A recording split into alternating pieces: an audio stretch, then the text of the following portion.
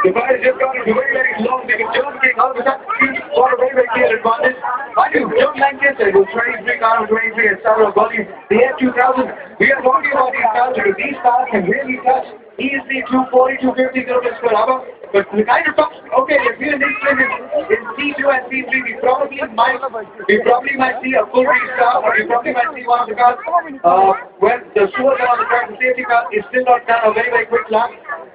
There's been one of the cars just went off the track for a very brief moment between C2 and C3. Hope the driver is okay. The medical staff was rushing in at C3 at this point of time. We're going to check that out for you just a bit. We're just waiting for the red flag is outstanding. The race has been stored for the moment. We're just waiting for the cars to come back. It's red flags all over the ground. At this point of time, it's red flags off the racetrack. So it's probably the race is going to stop and we want to have a full restart. When we're talking about low power, there it is.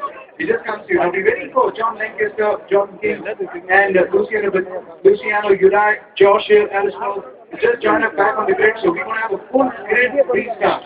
Alright, just to tell you what the flags emphasize is, wherever you have it yellow, that means there's been an incident on the track. When you see a green flag, it basically means it's all good to go. You're absolutely clear to go on the racing line. Red flag, just like your red traffic signal, basically means that we have to stop the race.